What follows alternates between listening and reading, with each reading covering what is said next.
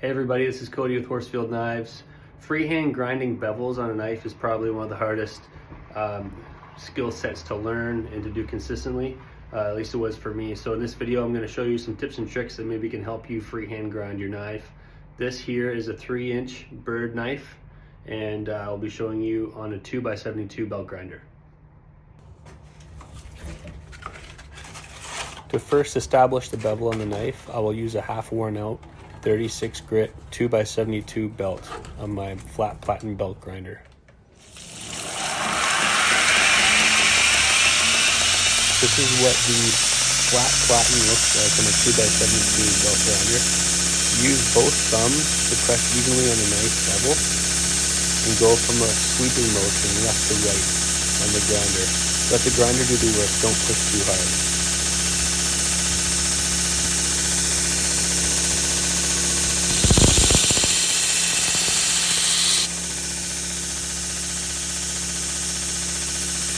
After every pass on the grinder, I dip the knife in a bucket of water to both cool the knife off and to make sure I don't burn my thumbs. Make sure you keep the knife cool because you don't want to ruin your heat treat.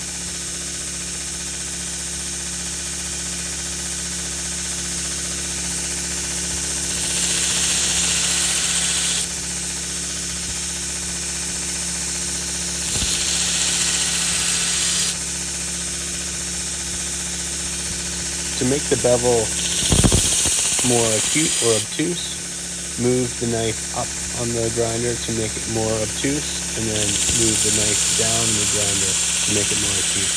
This just gives you minor adjustments on your bevel to make sure they're even on both sides.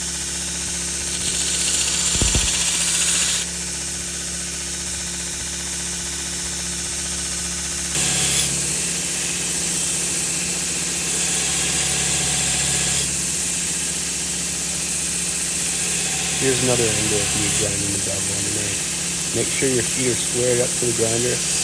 Put your arms straight down and kind of put your elbows on the side of your hips for stability.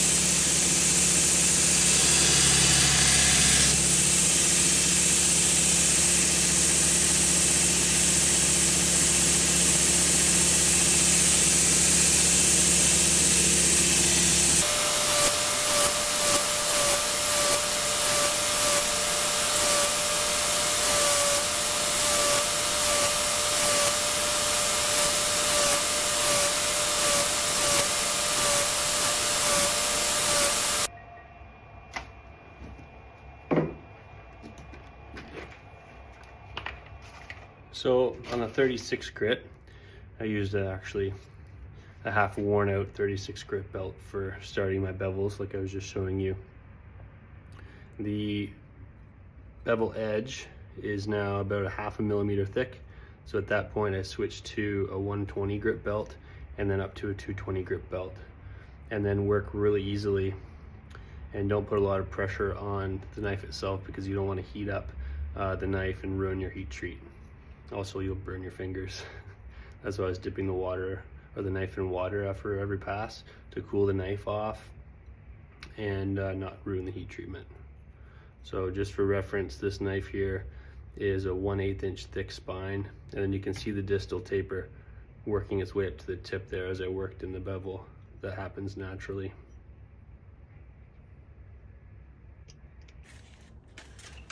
Now I'm switching from a 36 grit belt to a 120 grit belt.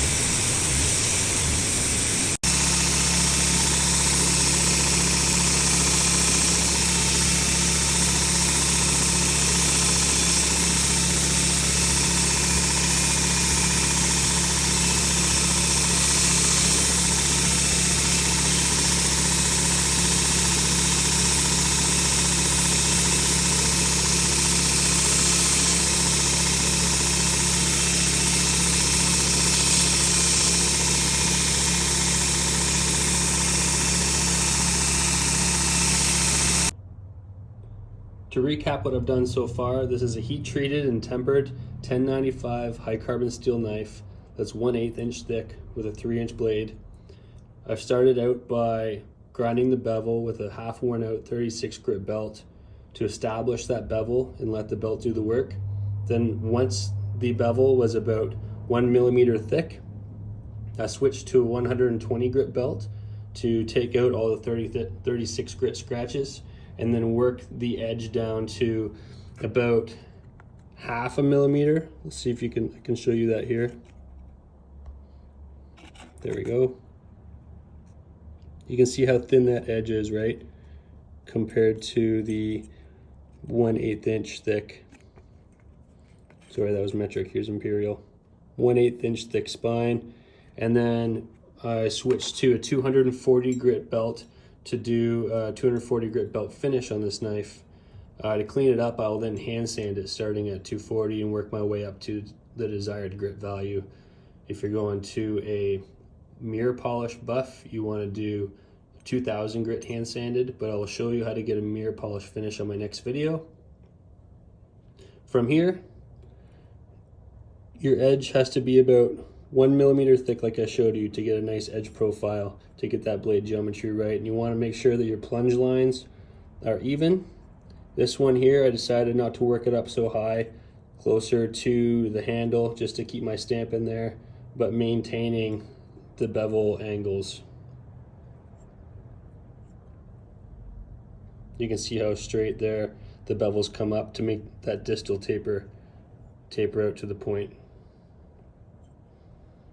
If you have any questions, please write it in the comments. I'll get back to you.